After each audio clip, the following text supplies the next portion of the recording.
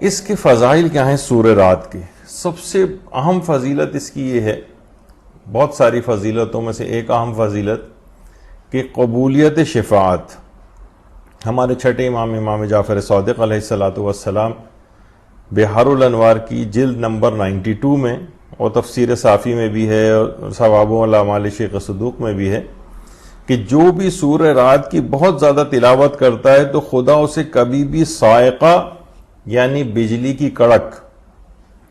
اس کے عذاب میں مبتلا نہیں کرے گا، خواہ وہ ناصبی ہی کیوں نہ ہو۔ یعنی جو کوئی اس قدر اس سورے کی اہمیت ہے کہ دشمن اہل بیت بھی اگر پڑھے تو بہرحال اس کو ایک دنیاوی فائدہ یہ ملتا ہے کہ وہ اس آسمانی بجلی اپنے اوپر گرنے سے اس کے نقصان سے محفوظ ہو جائے گا۔ تو چھٹے امامی بات بیان فرماتے ہیں کہ جو سورہ رات کی بہت زیادہ تلاوت کرے خدا اس کو کبھی صاعقہ یعنی اس بجلی کی کڑک کے عذاب میں مبتلا نہیں کرے گا، خواہ وہ ناصبی ہی کیوں نہ ہو۔ لیکن اگر وہ مومن ہے تو اسے بغیر حساب کتاب کے جنت میں داخل کرے گا، اور اگر وہ اپنے خاندان والے یا اس کے جو جان پہچان والے لوگ ہیں ان کی شفاعت کرنا چاہے گا تو اس کی شفاعت قبول کی جائے گی۔ یعنی شفاعت کی قبولیت یہ اس سورے کے قاری کو، اس کی تلاوت کرنے والے کو پروردگار کی طرف سے ایک انعام ملے گا، اور خود وہ اگر مومن اس کو پڑھتا رہے گا تو بلا حساب جنت میں بھی داخل ہوگا۔ تو ایک اس کی اہم ترین فضیلت یہ ہے، اور دنیاوی فضیلت کے اعتبار سے آپ نے دیکھا کہ دشمن اہل بیت بھی اگر پڑھے، آخرت میں تو اس کا بھیانک انجام اپنی جگہ ہے لیکن کچھ نہ کچھ دنیاوی فائدے حاصل ہو جاتے ہیں۔ تو اس لحاظ سے یہ دنیاوی فائدہ اس سورے کی تلاوت کا یہ حاصل ہوتا ہے۔ اسی طرح سے اس سورے کو جو بھی شخص پڑھتا ہے اس کو ظلم سے نجات ملتی ہے۔ ہمارے چھٹے امام جعفر صادق علیہ الصلوۃ والسلام تفسیر برہان میں بھی روایت موجود ہے، تفسیر مجموع البیان علامہ طبرسی میں بھی یہ ہے کہ جو شخص بھی نافلہ عشاء کے بعد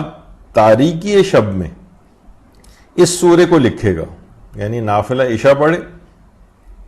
2 رکعت جو کہ بیٹھ کے پڑھی جاتی ہیں رات کی تاریکی میں، تو وہ جو اس سورے کو لکھے گا سورہ رات کو، اور لکھنے کے بعد اس وقت کے جو ظالم حکمران ہے کسی طرح سے اس کے گھر میں پہنچا دے، تو اس کی خاصیت یہ ہوگی کہ ظالم اپنے لشکر اور ظالم کا جو اپنا لشکر ہے اور اس کی جو اپنی رعیت ہے وہ خود اس کے خلاف اٹھ کھڑے ہوں گے اور اس کی بات نہیں مانیں گے، اور اس کی زندگی اور گفتگو بھی کم ہو جائے گی اور اس کا سینہ تنگی محسوس کرے گا۔ یعنی ظالم ہر لحاظ سے مصیبتوں کا شکار ہو جائے گا اور اس سے نجات مل جائے گی۔ تو ظلم سے نجات کے لیے بہرحال کیونکہ بہت سارے اس طرح کے طریقے اور اس سورے کے جو خواص ہیں یا اس طرح کی جو عملیات بتائے جاتے ہیں جو علماء اس کے ماہر ہیں، لیکن کیونکہ ظاہر یہ چیزیں اب معاشرے میں اس لحاظ سے رائج نہیں رہیں تو وہ کتابوں کے اندر اور تفاسیر کے اندر ویسے ہی دفن ہے۔ تو یہ روایت چھٹے امام کی ہے کہ جو بھی نافلہ عشاء کو پڑھنے کے بعد رات کے وقت اس سورے کو لکھ کر اس وقت کا جو بھی ظالم حکمران ہے اس کے گھر میں رکھ دے تو خود وہ اس ظالم کا جو اپنا لشکر ہے، جو اس کے اپنے ملازمین ہیں، اس کی رعیت ہیں، وہ اس کے خلاف اٹھ کھڑے ہوں گے،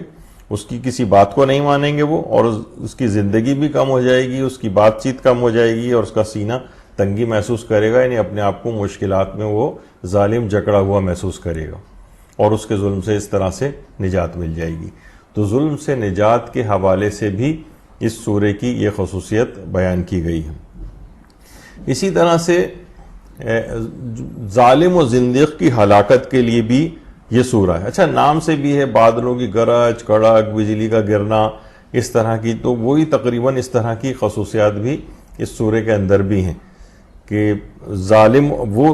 روایات میں یہ بات بھی ملتی ہے، یہ بھی روایت ہمارے چھٹے امام سے مروی ہے تفسیر برہان میں اور تفسیر مجموع البیان میں، اللہم صلی علی محمد وآل محمد، کہ اگر اس سورے کو لکھ کر کسی ظالم کافر، ہر کافر کے لیے نہیں، کسی ظالم کافر یا زندیق کے گھر، اچھا زندیق وہ افراد ہوتے ہیں کہ جو کہ بظاہر اسلام انہوں نے قبول کیا ہوا ہوتا ہے لیکن وہ اسلامی احکام کی باطل تعویلات پیش کرتے ہیں، نہیں دیکھیے یہ پردہ کا حکم عورت کو نہیں ہے، یہ تو اس زمانے میں جو اوباش لوگ چھیڑا کرتے تھے تو اس وجہ سے وقتی حکم آیا تھا، اور دیکھیے یہ حکم یوں نہیں ہے بلکہ یوں اس انداز سے ہے، یعنی باطل تعویلات اسلامی احکام کی کر کے. اسی طریقے سے نماز کے سلسلے میں اور بہت سارے افراد آج کل ایسے ہیں کہ جو تقریباً زندیق کی صفات اپنے اندر رکھتے ہیں. تو بہرحال اگر کوئی اس طرح سے شدید ترین اسلام کو نقصان پہنچا رہا ہو تو اس کے لیے بھی بہرحال ایک زمانہ ایسا تھا کہ جو اس طرح کے افراد کی کثرت تھی، اور آج بھی کوئی قلت نہیں ہے. لیکن بہرحال جو روایت کے اندر چیز بات بیان ہوئی ہے کہ چھٹے امام فرماتے ہیں تفسیر برہان میں بھی، مجموع البیان میں بھی، کہ اگر اس سورے کو لکھ کر کسی ظالم کافر یا زندیق کے گھر کی دیوار میں چھپا دے تو وہ برباد ہو جائے گا. تو اس لحاظ سے بہت سارے اس قسم کے افراد ایسے ہو سکتے ہیں معاشرے کے اندر جسے شدید اسلام کو نقصان پہنچ رہا ہو، لوگوں کو بہت زیادہ گمراہ کر رہے ہوں. تو بہرحال مختلف زمانے ادوار کے اندر اس قسم کے افراد ہیں، اور بعض اوقات ان سے نجات پانا بھی ممکن نہیں ہوتا. تو اس طرح کا بھی تذکرہ ان کے سلسلے میں روایات میں آیا ہے. اگلا اس کا فائدہ یہ ہے کہ عام طور پر بچے بہت زیادہ روتے ہیں. اچھا، چھوٹے بچے جو عام طور پر روتے ہیں تو ہمیشہ لوگ اس کا کسی دوسرے پہلو میں لے کے جاتے ہیں. اس میں کچھ چیزیں ایسی کریکٹیبل بھی ہیں جو وہ کر سکتے ہیں. مثلا بہت چھوٹے بچے، دودھ پیتے بچے اگر رو رہے ہوتے ہیں تو بعض اوقات ان کو انڈر فیڈنگ کی وجہ سے بھی رو رہے ہوتے ہیں. مثلا ماں کا دودھ لے رہے ہیں وہ، لیکن ان کو پورا نہیں پڑ رہا ہے، بھوک بار بار لگ رہی ہے، اس کی بنا پہ بھی روتا ہے، تو اس کو نکالنا چاہیے. اس بات سے یہ والی چیز، یہ کاز پتہ چلانا چاہیے، کہیں بھوکا تو نہیں ہے جس کی وجہ سے رو رہا ہے. یا مثلا فیڈنگ کی ٹیکنیک وغیرہ جو ہے ماؤں کو صحیح پتہ نہیں ہوتی ہے فیڈ کرانے کی،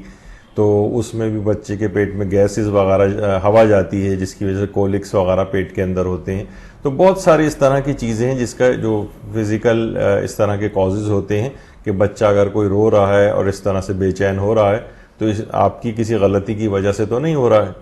یا مثلا پیشاب وغیرہ کرنے کی وجہ سے اس کا جو گیلا ہے جسم، یا اس انداز کی کوئی چیز ہو رہی ہے کہ جس سے وہ بے سکونی محسوس کر رہا ہے، تو اس طرح کی بہت سی چیزوں کو خود ہی کریکٹ کرنا چاہیے. لیکن کچھ ایسے بھی ہوتے ہیں بچے کہ جن کے متعلق نہ یہ بات پتہ نہیں چل رہی ہوتی، بظاہر ہر چیز دیکھ لی ہے لیکن پھر بھی ان کو سکون نہیں آ رہا، روئے چلے جا رہے ہیں. ظاہر رونے کی کوئی نہ کوئی تو وہ بچہ اپنے منہ سے نہیں بتا سکتا ہے. بعض اوقات بہت چھوٹا جو بچہ ہوتا ہے وہ تو بتا ہی نہیں سکتا ہے، تو وہ رو کر اس کا اظہار کرتا ہے. تو ہمارے چھٹے امام جعفر صادق علیہ السلام جو کتاب خواص الآیات ہے اس کے اندر یہ روایت موجود ہے کہ بچے کے سکون کے لیے اور اس کے گریہ نہ کرنے کے لیے اس سورہ رات کو لکھ کر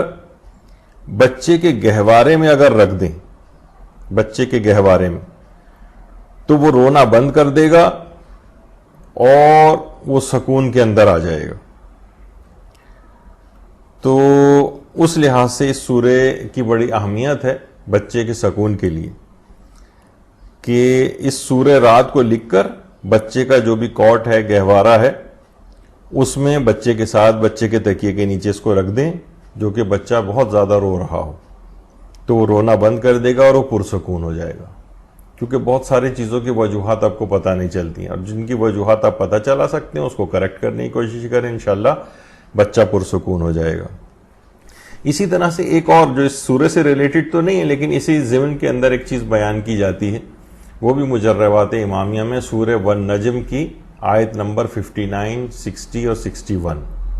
یہ 3 آیتیں اگر لکھ کر بچے کے گلے میں تعویذ کی شکل میں لٹکائی جائیں تو بچہ بلا سبب گریہ نہیں کرے گا. یہ کتاب مجربات امامیہ میں سورہ والنجم کی 3 آیات کے سلسلے میں یہ فائدہ اس کا مذکور ہوا ہے. تو سورہ رات کے اندر یہ کہ سورہ رات کو لکھ کر بچے کے کوٹ میں رکھ دیا جائے، اور سورہ والنجم کی یہ 3 آیات لکھ کر بچے کے گلے میں اگر لٹکائی جائیں تو اس سے بھی بچے کو بہت فائدہ ہوتا ہے، اور وہ بلا سبب گریہ نہیں کرے گا اور پرسکون ہو جائے گا. ایک یہ فائدہ ہے. اس کے علاوہ ایک فائدہ اس کا یہ ہے کہ جو کہ پیغمبر اکرم ختم مرتبہ صلی اللہ علیہ وآلہ وسلم، اللہم صلی علی محمد وآل محمد، تفسیر مجموع البیان میں موجود ہے کہ جو بھی سورہ رعد کی تلاوت کرے گا اس کے گزشتہ اور آئندہ آنے والے ہر بادل کی تعداد کے 10 گنا برابر نیکیاں اس کو دی جائیں گی. یعنی اب تک جتنے بادل گزر چکے ہیں اور جتنے بادل آئندہ آئیں گے ان کی جو بھی تعداد بنتی ہے اس کے 10 ٹائمز ملٹیپلائی کر دیا جائے تو اس کے برابر ثواب اس شخص کو جو دیا جائے گا کہ جو کہ سورہ رعد کی تلاوت کرتا ہے. اور وہ روز قیامت خدا کے عہد کا ایفا کرنے والوں کے اندر شمار ہوگا.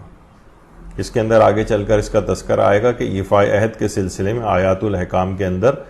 الگ سے ایک آیت اس سلسلے میں موجود بھی ہے. تو جو فضائل اور خصوصیات ہوتی ہیں عام طور پر اس کے اندر جو متن ہوتا ہے، جو آیات ہوتی ہیں، اسی سے کوئی نہ کوئی ان فضائل کا لنک بھی بنتا ہے.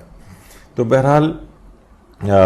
روز قیامت وہ خدا کے عہد کو پورا کرنے والوں میں شمار کیا جائے گا، اور اس قدر کہ جتنے بادل گزر چکے ہیں اور جتنے بادل آئندہ آئیں گے قیامت تک ان کی تعداد کے 10 گنا برابر سورہ رعد کی تلاوت کرنے والے کو نیکیاں دی جائیں گی. بہت ہی عظیم ثواب ہے سورہ رعد کا. اسی اعتبار سے طلب اولاد کے لیے بھی یہ سورہ بڑا مجرب ہے. خاص طور پر ایک عمل ہے جو کہ شیخ بہائی نے سورہ رعد کی آیت 31 کے متعلق بتایا ہے. یہ شیخ بہائی یہ بات بیان فرماتے ہیں کہ اس نسخے کو 900 عورتوں کے لیے میں نے تجویز کیا اور وہ سب کی سب صاحب اولاد ہو گئیں. اور اس کا طریقہ یہ ہے کہ جو سورہ رعد کی جو آیت نمبر 31 ہے وَلَوْ أَنَّا قُرْآنًا سُيِّرَتْ بِهِ الْجِبَالُ او قطعت بہ الارض، یہاں سے لے کر ان اللہ لا یخلف المیعاد تک،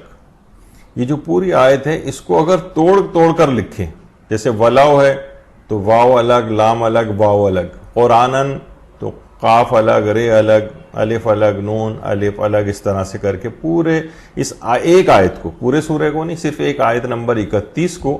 اگر اس طرح سے کھول کر لکھا جائے، پھر اس کو کسی بھی لفافے میں یا کسی کپڑے وغیرہ کے اندر بند کر کے تعویذ کی شکل میں عورت اپنے پہلو کے ساتھ باندھ لے تو انشاءاللہ جلد صاحب اولاد ہو جائے گی. شیخ بھائی فرماتے ہیں میں نے 900 عورتوں کے لیے تجویز کیا ہے، سب کی سب صاحب اولاد ہو گئیں، اور اس کو ہم نے بہت ساری جگہوں پہ اس کو پوسٹ کی صورت میں بھی جو ہے وہ نقل کیا ہے، اور اس کے علاوہ جو کتاب ہے دنیا اور آخرت کی 100 پریشانیوں کا حل اس کے اندر بھی ہے. تو یقین جانیے کہ اس قدر خواتین کے ہمارے پاس آتے ہیں اس کی افادت کے سلسلے میں، وہ ہمیں انفارم کرتی ہیں کہ جب سے ہم نے اس طریقہ کار کو کیا ہے، اب ہم حاملہ ہو گئی ہیں تو کیا اس کو وضع حمل تک اسی طرح سے باندھے رہیں یا آپ کھول دیں، یعنی اس طرح کی بہت ساری چیزیں. تو یہ بہت زیادہ مجرب یہ والا طریقہ ہے. شیخ بھائی نے تو لکھا ہے کہ 900 عورتوں کو تجویز کیا، سب کی سب صاحب اولاد ہوئیں، اور یہاں ہمارے پاس بھی اس قدر اس کی اطلاعات آتی ہیں. ظاہر ادارے نے کتاب چھاپی ہوئی ہے یا پوسٹ ادارہ جو ہے لگاتا ہے تو لوگ فیڈ بیک دیتے ہیں کہ اس سے ہمیں بہت زیادہ فائدہ ہوا ہے اور اس طرح سے وہ صاحب اولاد ہوئے ہیں. تو بہرحال یہ بہت اہم ہے سورہ رعد کی آیت نمبر 31، اس کو کھول کر لکھا جائے. تو خود کوئی اگر شخص نہیں لکھ سکے، ویسے بہت آسان ہے، دیکھ لیں گے حروف تو سامنے پڑھے جا رہے ہوتے ہیں تو اس میں ہر حرف کو الگ الگ لکھتے ہوئے چلے جائیں. تو بہرحال باوضو ہو کر اس کام کو کیا جائے تو انشاءاللہ اس کا یہ فائدہ حاصل ہوگا. اچھا، اسی طرح سے یہ جو شیخ بہائی والا جو یہ عمل ہے، یہ درمان با قرآن جو محمد رضا کریمی کی کتاب ہے اس کے اندر شیخ بہائی کے حوالے سے اس کو جو ہے نقل کیا گیا ہے. اچھا، اسی طرح ایک اور اس کا ہے، وہ ہے گھر میں خیر و برکت کے لیے. یہ بھی کتاب خواص آیات قرآن کریم کے اندر ہے کہ اس سورے کی آیت نمبر 1 تا 3، یعنی پہلی سے لے کر اور تیسری آیت تک، الف لام میم را سے شروع ہوتا ہے سورہ، یہ پہلی آیت ہے، اور اس کی تیسری آیت لقوم یتفکرون یہاں تک، ان 3 آیتوں کو اگر زیتون کے 4 پتوں کے اوپر لکھا جائے، یہ کتاب خواص آیات قرآن کریم کے اندر ہے، ان 3 آیات کو زیتون کے 4 پتوں پر لکھا جائے اور ہر پتے کو گھر کے چاروں کونوں میں ایک کونے میں ایک پتا دفن کر دیا جائے تو وہ گھر خیر و برکت سے بھر جائے گا. یہ بڑا مجرب ہے. یہ سب چیزیں دیکھیں، یہ علماء نے اس کی پریکٹس کی ہے، جو عملیات کے ماہر علماء ہیں انہوں نے اس کو لکھا ہے، اور اس طرح سے اس کو لکھا جائے ان آیات کو کہ ان کی کوئی بے حرمتی نہ ہو، اور بہت عزت اور احترام کے ساتھ ان کو لکھا جائے. بہرحال زیتون کے 4 پتوں کے اوپر یہ 3 اس طرح سے لکھا جائے کہ یہ 3 آیتیں 4 پتوں پر آ جائیں، اور گھر جس وقت بن رہا ہو یا بعد میں بھی کھود کر گھر کے چاروں کونوں کے اندر اگر اس کو دفن کر دیا جائے تو وہ گھر خیر و برکت سے بھر جاتا ہے.